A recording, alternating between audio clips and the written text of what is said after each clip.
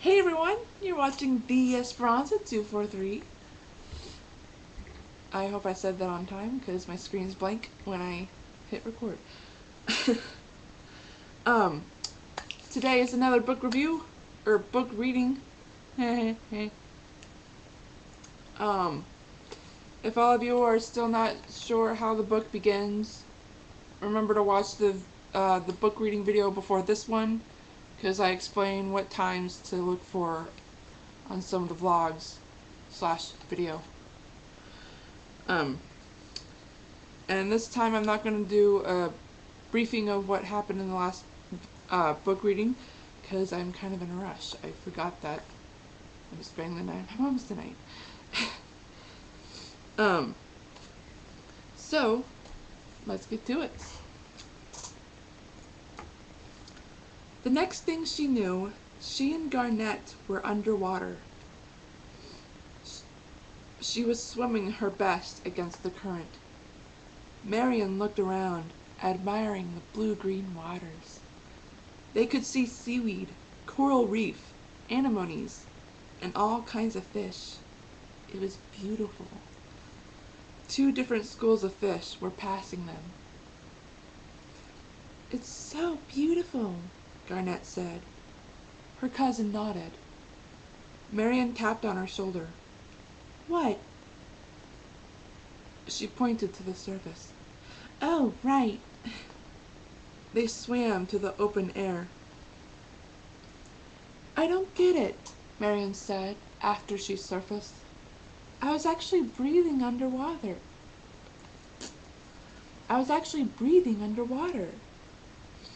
Garnett shrugged. "Maybe it was because you were holding my hand." Marion shrugged too. "Who knows?" It was quiet for a while.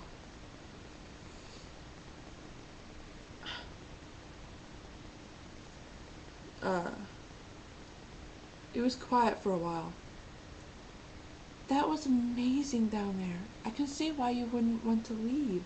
There's so much beauty." Garnett nodded. That's why I want to figure out my mom's family history. Since she's not adopted, it's possible someone else in the family was a mermaid or merman." It was quiet again. She and Garnett looked around. Then Garnett looked at her cousin. "We need to go back. I want to make sure there's enough time to call Aunt Kaylee before the merman arrives." You mean you're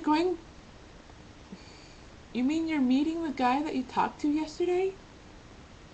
Her little cousin nodded. "Be careful, Nettie. I'm sure there are suspicious characters underwater." "Besides the octopus and the sharks, of course." She giggled. "Come on." She held out her hand again. "I don't want to be late." Marion grabbed her hand once again as she sighed. Then they dove underwater and swam back to the rocky edge of the beach. She climbed up the rocks, dried herself off, and put her swim cover and watch back on. "I'll see you tomorrow?" "I don't know. It depends on what happens during my meeting with Mr. Ewald, the merman." Her cousin nodded. "I'm going to tell him everything." Marion gasped. "No, you can't. What if he ends up shackling you or something?" "He wouldn't do that," she said, shaking her head. "When I talked to him today, he told me someone is interested in meeting me. I think it might have to do with one of my ancestors. I'll call you later on to tell you what happened, okay?" Marion sighed. "All right, I'll talk to you later." She picked up the towel. "Wait, could you leave the towel? I might want to get up before the sun sets." She became confused. Before sunset? It seems that if I'm out of the water but it's after sunset, instant tail. Her cousin's eyes widened with fascination. She thought for a minute and put the towel down. Thanks. What time is it? She looked at her watch. It's 15 minutes to 2. Hardly any time to talk to Mom. I'll call her and let her know you're busy. She nodded. Oh, her cousin nodded. Thanks. I love you, sis. Talk to you later? Oh, okay, sorry. Garnett nodded. Thanks, I love you. I love you, sis. Talk to you later? Her cousin nodded. I love you too. Bye, and good luck, she said. She gave Garnett a hug. She hugged back, and then watched Marion leave. She grabbed the towel and hooked it on a rock that was pointy, yet not sharp, and above the water. There, now whenever I need it tonight, I'll be able to tug on it and it'll fall. She grabbed the bucket her cousin left for her, went back in the water, and entered the waterlogged cave. She lied down and closed her eyes to rest. It didn't take long for the merman to arrive. He peeked in and saw her resting. He raised one brow. Hello, Miss Garnett? She got up from resting her eyes. She looked at him. Hello, Mr. Ewald. He smiled faintly. You have news for me? She nodded. Good, and I have news for you. Her brows rose with interest. Before I came, I thought to ask His Majesty if he remembered the merperson who disappeared during the storm. Her eyes widened. Did he remember? He shook his head. Just barely, ma'am. It was quite a few decades after he became king. He remembers being upset about it. Her shoulders drooped, but she gave him an interesting look. Does he remember what the merperson looked like? I tried asking that. He barely remembers anything, but he does remember being disappointed when he found her. All he can remember is finding her at the surface and using his trident. In fact, it was one of the storms that had his ship. Her eyes were wide. Oh my word. I'm related to a mermaid, she thought to herself.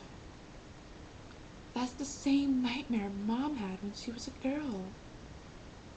Now, let's get to business. I'd like to find this mermaid before the day is over. She nodded. Then, of course, she hesitated. Before I start, I want to tell you something about myself. He nodded. She sighed. This is a bit nerve-wracking for me. Just recently I discovered more about my family. She started off. She paused. Until a few days ago, I thought I was raised by my mom. It turns out she's my aunt. I never knew my mother because she died soon after I was born. My aunt explained that my mother and I had several things in common. But when she was just a girl, she kept having the same nightmare. A lot like the king's memory of that storm. The merman became confused. The thing is, my aunt says she died of committing suicide, but she has a hard time believing that. In fact, other family members thought it was suspicious. I'm actually waiting for my aunt's call, because she's contacting them about my mom's suicide. I am confused. You're a mermaid, but you don't believe it? That's part of it. I was raised by my aunt. On land. I didn't become a mermaid until 2 days ago. He raised his brows. I'm the mermaid you are looking for. She smiled faintly. His mouth dropped. Wow. Wow, he whispered. You didn't know until... Wow. It was quiet for a long time. The merman sighed and shook his head in amazement. Well, now that everything is cleared, I think it might be time to visit someone. She became confused. What do you mean? Well, you know you're part of the mermaid world, both present and past. Since I found one of the missing mermaids, or should I say, descendant of one, there is someone who wants to talk to you. Two someones, actually. One of them is a psychic, and the other is the king himself. She looked at him in bewilderment. I have to talk to the king? Yes. He nodded. He waved his hand, beckoning her. Come on. She looked at him. Garnet had no idea what to do. She looked around. Then she gasped. Wait, may I call my aunt real quick? My cousin told her to wait to call me. I don't want her waiting all afternoon and night. He held back a giggle and smiled softly. As you wish, Miss Garnet. She picked up one of the shells and spoke into it. Aunt Kaylee, are you there? At the same time, Miss Tarleton was lying down on her hotel bed. She was trying to figure out how long to wait. She tried waiting when Garnet and Mr. Ewald met. She ended up making herself occupied, but that didn't take long. Suddenly, the shell on her nightstand vibrated and bubbled. She heard this and turned toward the shell. She picked it up.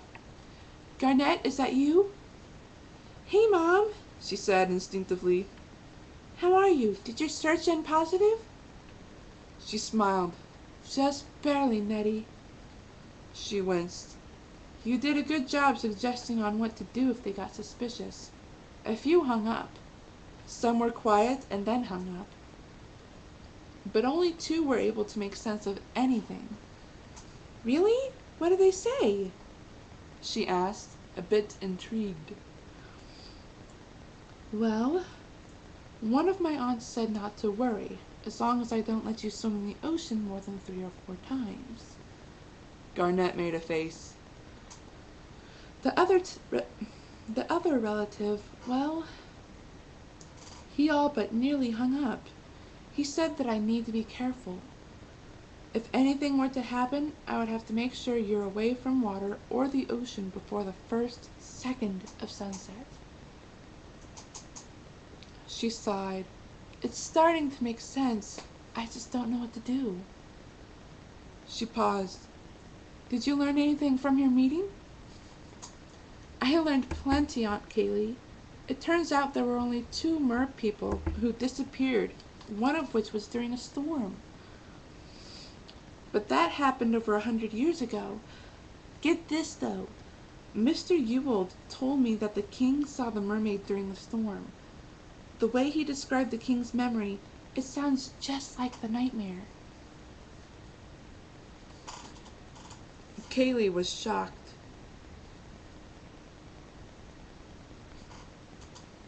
The king? She paused. Mr. Ewald? Who's he? Ezra Ewald. He's the merman I told you and Marion about. She looked at him. He nodded knowingly. Ma, Aunt Kaylee, I have to go. Mr. Ewald is taking me to meet someone. And the king. Tell Marion what happened. I'll talk to you later. I love you. She put down the shell. She hesitated and grabbed the bucket. She put the shell in there and looked at Mr. Ewald. I'm ready. Alright, I'm going to stop there. I got a lot done. Shoot.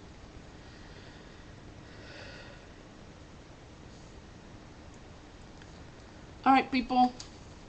I really cut it close this time. I got a lot done though, didn't I? Holy cow.